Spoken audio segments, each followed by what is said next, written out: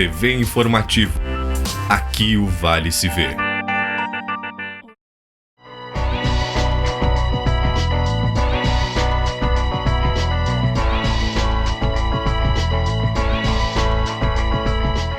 Olá, bem-vindo ao programa Fala Jurídica. Hoje nós vamos falar novamente com o Dr. Daniel Lima Silva. Satisfação de estar aqui no nosso programa. E nós falamos semana passada sobre nova mudança de rumos do Código de Processo Civil. Eu queria que tu desse mais detalhes, porque foi muito boa a nossa visão, né? Nós vimos muito sobre a questão das férias forenses, sobre a questão dos prazos, sobre a questão principalmente das conciliações, né? Sim. E eu queria que o senhor agora desse uma nova retomada. O que o senhor tem de interessante assim, a somar ao conhecimento da semana passada? Agradeço mais uma vez a presença. E temos alguns pontos ainda que eu acho que não citamos da outra vez e que podemos agora mencionar. Até vou pegar a liberdade, tomar a liberdade aqui de pegar um documento que facilita para nós termos uma sequência. Um dos pontos que eu acho que é interessante é a questão da consideração da personalidade jurídica. Tá? É um instituto que, na verdade, permite que a empresa seja desconsiderada e que busque no patrimônio de seus sócios a satisfação de um crédito que alguém tenha contra essa pessoa, essa empresa.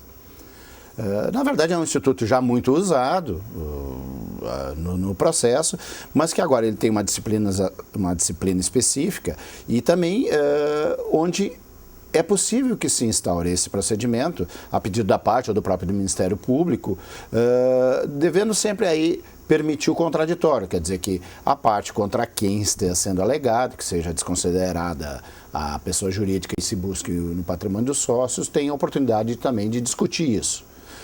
Não pode o juiz de ofício determinar, e se a parte que ajuiza a ação desejar buscar isso diretamente, na verdade, ela faz menção já na própria petição, no próprio pedido inicial, sobre essa desconsideração. Então, o sócio da empresa também será citado no processo.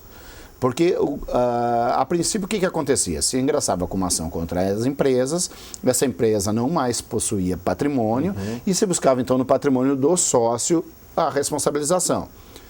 Há a possibilidade agora de se antecipar isso, sabendo-se que a empresa não possui patrimônio, se ajuiza a ação contra a empresa e também contra o sócio, já fazendo a menção dessa situação e dizendo que o sócio, no seu patrimônio pessoal, deve responder à ação. Então isso é uma modificação que eu entendo que foi bem interessante e quem atua bastante nisso contra ações contra empresas sabe da sua importância. Outra situação que nós temos aqui é em relação a amicus curiae. É um instituto que foi, na verdade, uma questão de possibilidade de uma intervenção de terceiro em fatos relevantes.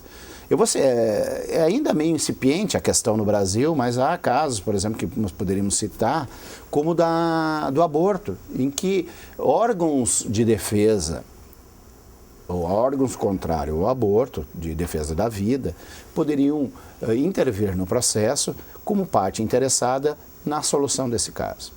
Então, há uma relevância, são, na verdade, em casos de relevância, realmente, que poderia haver essas intervenções. Antes de a gente trabalhar, eu estava lendo esses dias sobre a questão dentro desse novo código, né? No nosso tempo atrás tinha a tal da desistência da ação.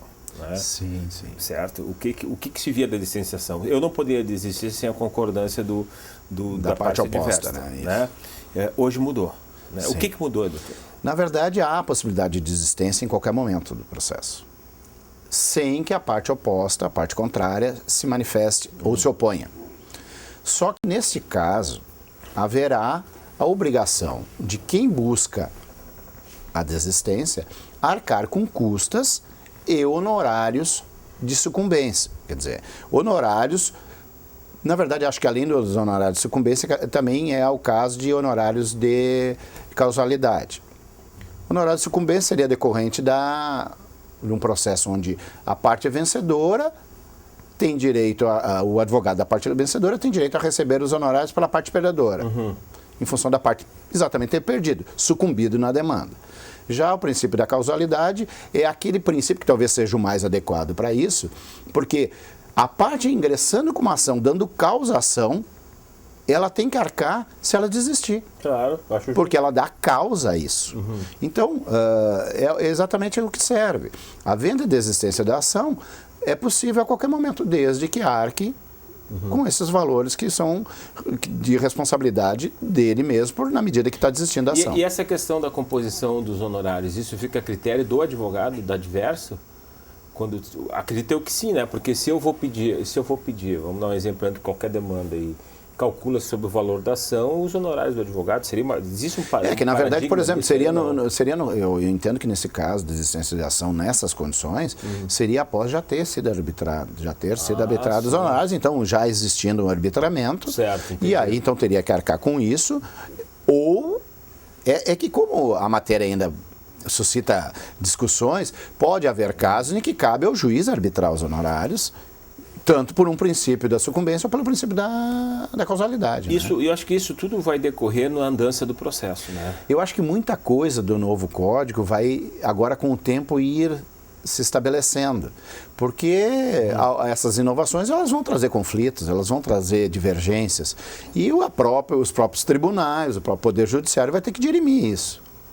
Vai ter que achar a forma ideal de esclarecer qual era a intenção do legislador. Defesa do réu. Bom, a defesa do réu nós temos aqui é muito interessante, tá? Na verdade, a defesa ela era feita e como sempre é possível, a suscitar diversas situações, como incompetência em razão da matéria, ou em razão do lugar, aquela que na verdade é aquela questão são as incompetências relativas, então impedimento ou suspeição do juiz, tá? O que acontece? O advogado precisava fazer a peça processual de defesa e outras peças suscitando essas questões, como, por exemplo, que era uma exceção de incompetência em razão do lugar. Então, tinha que ser peças separadas. Certo. Tá? Agora, tudo é unificado, é tudo uma única peça, onde é feito entendo eu, como preliminar, né? Preliminar de mérito ou não, até depende da situação, conforme o caso, é ali apresentado em uma única peça para o juiz. Antigamente era feito, então, como eu disse, mais de uma peça processual. Era feita uma petição com a defesa, em apenso ficava, então, a exceção de incompetência, ou a exceção suspeição, ou impedimento que havia. Agora não, agora tudo é unificado em uma só petição. Então, no caso assim de nós nos enfrentarmos com incidente de falsidade, eu arguo na própria petição defensiva. Entendo eu que sim, como preliminar. Tá. Mas essa é mais uma das matérias que ainda o judiciário vai ter que... na verdade, o advogado, neste momento, nessa questão de inicial, ele tem que tomar uns cuidados, fazer uma análise bem específica da situação que ele precisa enfrentar e tomar o cuidado de tentar buscar a melhor forma, enquanto nós não tivermos efetivamente uma decisão do tribunal, dos tribunais, melhor dizendo, sobre como proceder em tudo. Mas entendo que nesse caso específico seria uma preliminar. Claro, até porque é o seguinte, doutor, eu me lembro muitas vezes de que da parte diversa, entrando com uma exceção de competência, ou entrando com um incidente de falsidade, ou qualquer outra das exceções, ele tinha um recurso próprio. Sim. De que acontecia, subia o exception, sabia? A exceção. Sim. E nós ficávamos aguardando, ficava sobrestado o processo, aguardando a decisão lá. De uma decisão. Então, na verdade, nesse aspecto, creio eu que veio a sanar uma dificuldade nossa terrível. Porque, na verdade, o processo tem que ser decidido de forma geral, né? De forma geral. Claro que pode haver uma decisão que faça uma situação que faça que o processo vá para o tribunal, mas aí no todo.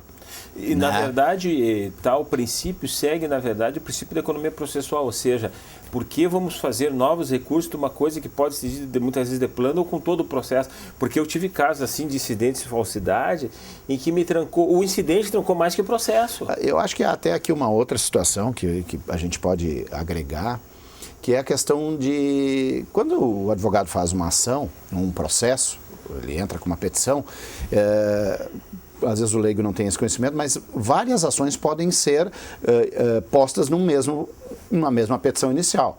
Pode fazer uma ação de despejo acumulado com uma ação de cobrança de aluguéis. Certo. Né? Então é mais de uma ação. O que pode agora, o que permite? Havendo a possibilidade de em uma das ações já ser julgada antecipadamente, o juiz pode julgá-la.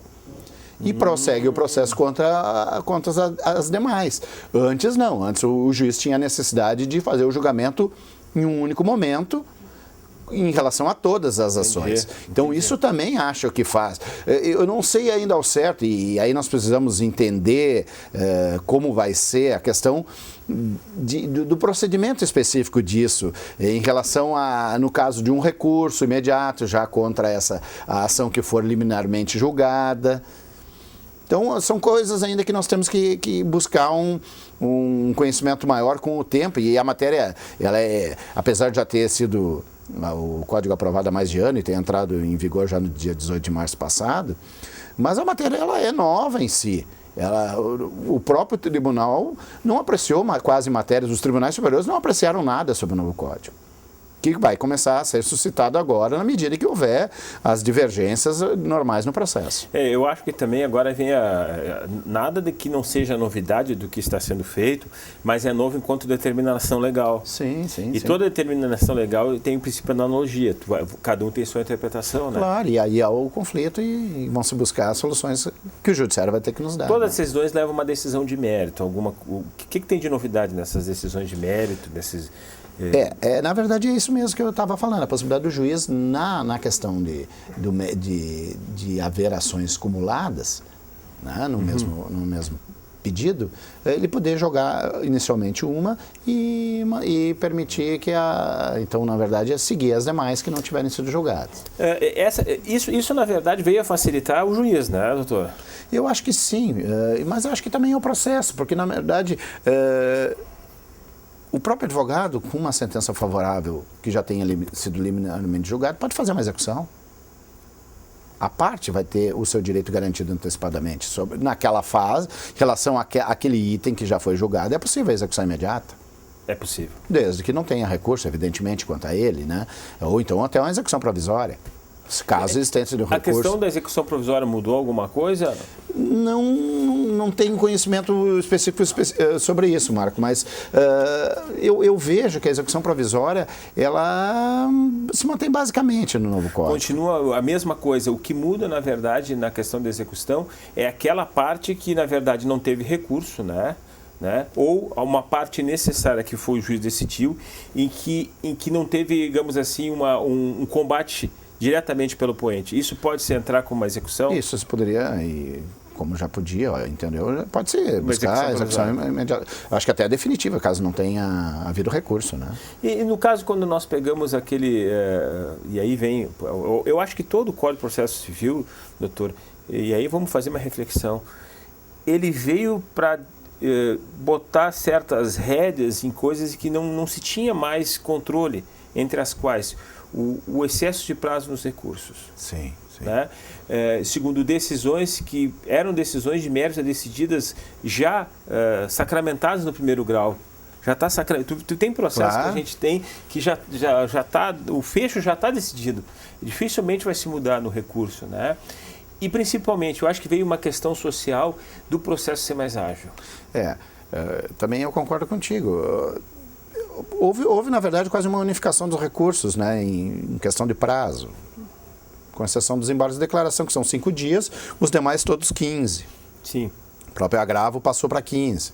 Então, na verdade, o que modificou foram algumas questões para se conseguir matérias que são passíveis de se interpor o agravo no instrumento, quanto aos demais, em geral, se manteve. Como já falávamos, claro, com a extinção dos embargos infringentes e o agravo retido. E questão de coisa julgada, mudou alguma coisa?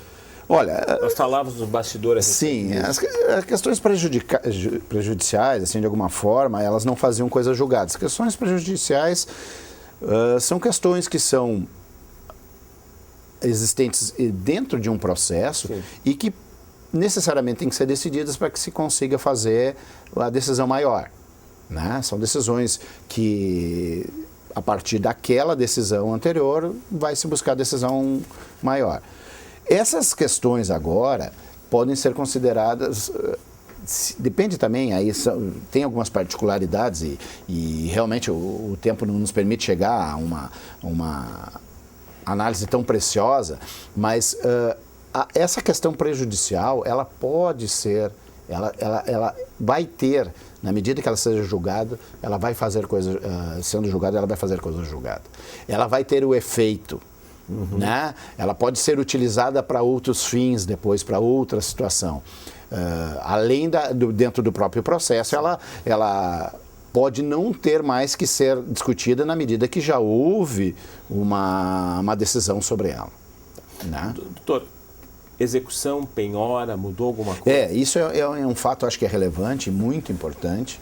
A penhora, por exemplo, salarial nunca foi possível. Provendo-se aposentadoria, salário, honorários, a legislação sempre estabeleceu uma série de proventos, de valores de ganhos que não eram passíveis de penhora. Agora sim, por exemplo, uma penhora, quem recebe acima de 50 salários, né? Sim. Isso pode ser penhorado. Na verdade, é o artigo 833, até eu vou te ver aqui. Então, na verdade, isso tudo faz com que as quantias que são recebidas, assim, por liberalidade, por terceiros, tá? São passíveis de penhora desde que essa remuneração exceda os 50 salários mínimos. Tá? Há uma limitação, por exemplo, alguém ganha mais do que 50 salários mínimos, o excesso pode ser penhorado. Mas, doutor, o senhor não acha válido isso aí? Eu vou te dizer que já vi seguido, isso na área trabalhista acontecia um pouco mais, de penhora salarial, em percentuais. Tá? Isso acontecia muito no Poder Judiciário, pelo Poder Judiciário em primeiro grau. Tá? Os juízes de primeiro grau eram os que mais concedia. Mas na grande maioria das vezes, depois acabava reformado pelo tribunal.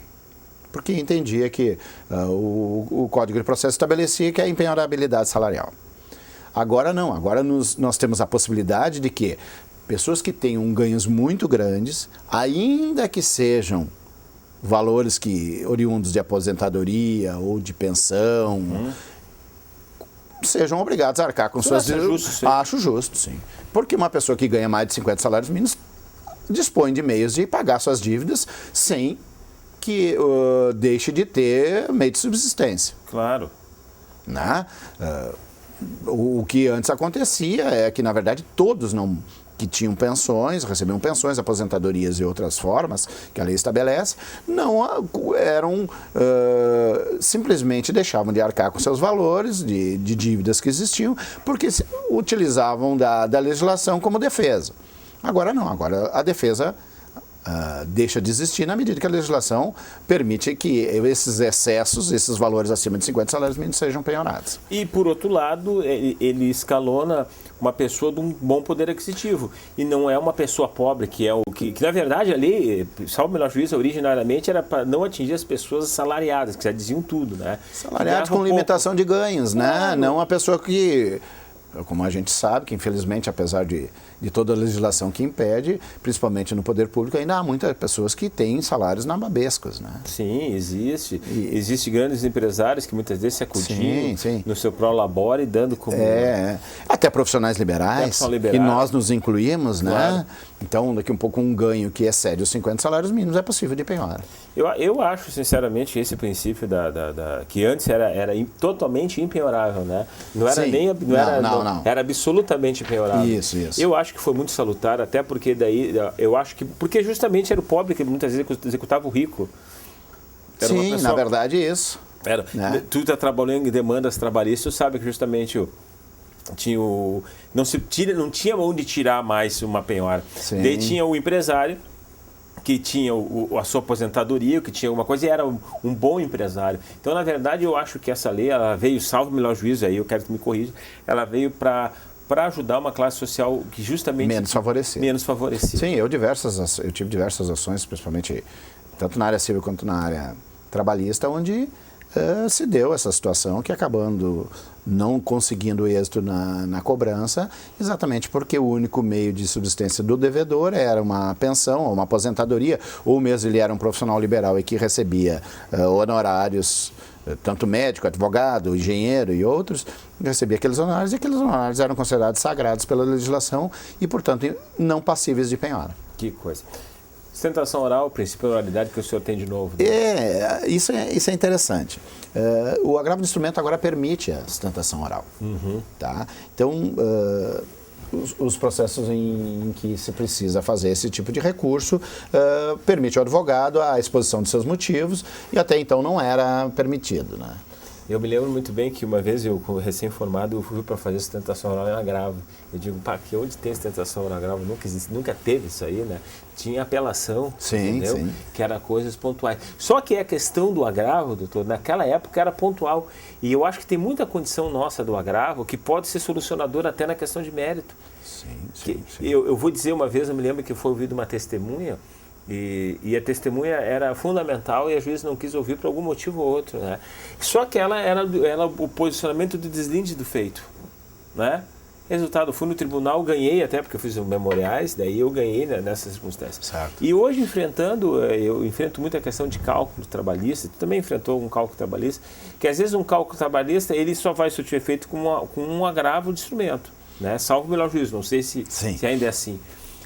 E nesse momento, cara, que era pontual, não tive sustentação oral e aí nós perdemos. Eu acho que isso é um grande avanço, que permite exatamente expor os motivos daquele recurso, entrar no meandro dele, e a gente bem sabe que, pela quantidade de processos que são julgados nos tribunais hoje, por maior interesse que exista na apreciação dos recursos, a sustentação oral, muitas vezes, ela é o delineador, claro. Ela é o diferencial, claro. É ela que mostra efetivamente para os desembargadores ou juízes ministros, conforme o caso que for, o cerne da matéria, a situação, e que, na verdade, faz aí realmente apreciarem com cuidado exigido e modificar aquela decisão. É que eu tenho sempre essa opinião, até porque dentro do aspecto criminal, o princípio da oralidade é tudo. Né? E muitas vezes, doutor, me corrija se eu estou errado, tu pode escrever uma grande peça, mas se a palavra, enquanto palavra, se tu vai falar com três desembargadores e tu consegue atingir a frequência de entendimento, a tonação de voz, ela muda o julgamento. Né? E às vezes parece que nós não tínhamos isso no CIV, principalmente na questão do agravo. Não, eu acho que o estar presente no tribunal, expor os fatos, faz os desembargadores darem uma atenção especial àquela situação. Então, sem dúvida, entre apenas ler um recurso e ler e ver o advogado, saber que ele está lá, ele estar se manifestando, ele estar próximo, ele estar exigindo uma solução específica da questão, faz com que haja uma visão um pouco mais cuidadosa sobre o fato. E mesma coisa serve para o zelo profissional. Sim, né? Sim. Aí entra muito o advogado que é contratado por uma família, por um interessado, deixar claramente, olha, nós temos uma coisa, um plus a mais, porque isso é um plus a mais da advocacia. Sem dúvida. Né? Tanto para aquele que vai cuidar com cuidado e é uma condição também para a parte, porque a parte pode estar presente no julgamento. Claro, até porque os julgamentos são públicos, né? Claro. Então ela pode vir e acompanhar o próprio advogado no desempenho lá. Eu acho isso fundamental, porque é uma comunhão muito forte de ver o advogado que quer a vitória da demanda e a família que quer ver o profissional desempenhando aquilo que ela pagou. Né? Eu sempre digo assim, às vezes quando a gente faz júri, faz sustentação oral, que a comunhão do que tu planteia na sustentação oral, ela é coroada com os familiares, perdendo ou ganhando. Não, eu acho que, e penso, e tenho absoluta certeza disso, que fazer uma sustentação pode ser o diferencial no processo. A sustentação oral, ela modifica, sim, a forma, muitas vezes, de ser visto aquele recurso, aquele objeto que tu está buscando alterar e, portanto, aí entra a qualidade do profissional para mostrar isso para os desembargadores presentes lá no próprio julgamento. Concordo. Falando de desembargador e acompanhando o julgamento, acordos, duplo grau de jurisdição, teve alguma alteração? Na verdade houve em relação aos processos que envolvem a União, os estados e os municípios. Aí a questão de valores ali é uma matéria muito mais, digamos assim, para o pessoal da área que atua realmente, né? Mas, por exemplo, assim, valores inferiores da União, valor inferior a 1.000 salários mínimos, já não tem mais o duplo grau de jurisdição.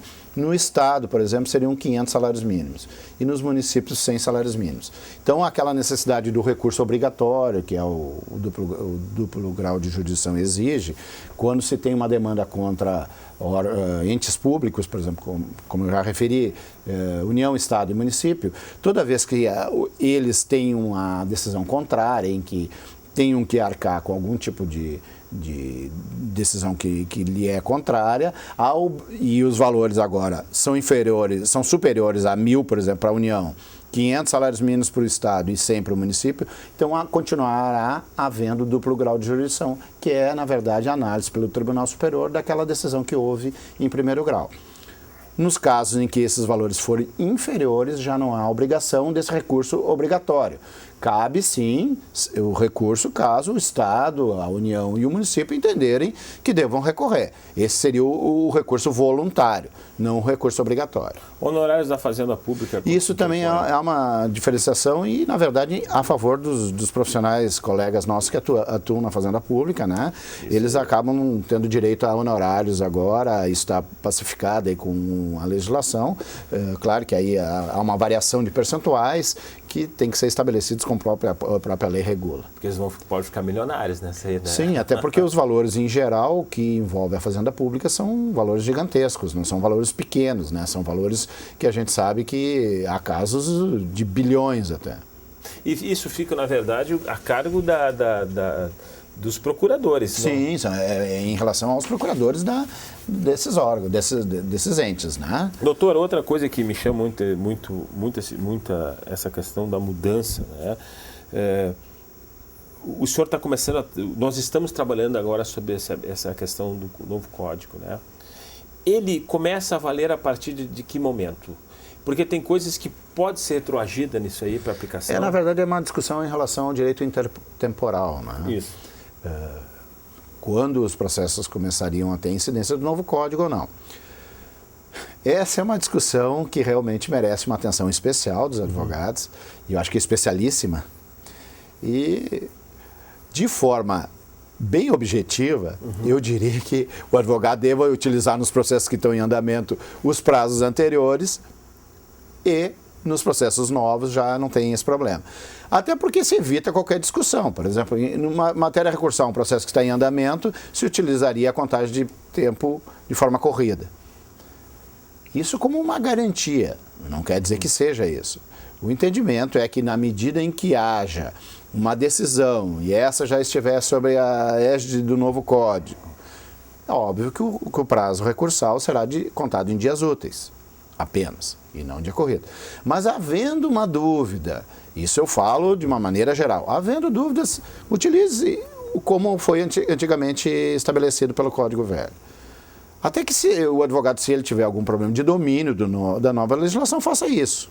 Isso é um conselho, isso não é não estou falando sobre a nova legislação, porque ela é bem clara. E, por exemplo, a partir de 18 de março, entrou em vigor o novo código. As decisões que foram publicadas posteriormente a essa data, os prazos são contados da forma que a lei nova estabelece. As anteriores ao 18 de março foram contados de outra forma. Claro que esses prazos agora já todos transcorreram, né? Claro. Então já não tem mais efeito. Mas eu aconselharia, se houver dúvida, siga o anterior. Mas a legislação é muito clara e a partir do novo código tem que se seguir tranquilamente os prazos recursais de agora. E na medida que as decisões vão acontecendo, também vai se esclarecendo qualquer dúvida, né? Doutor, me diga uma coisa. Nós temos 1 minuto ainda de tempo. desse novo Código de Processo Civil, o que o senhor vê de uma coisa alentadora, de bom para nós? Eu acho que o mais alentador de tudo, e talvez seja o fato mais relevante, é a intenção do legislador em tornar célere o processo.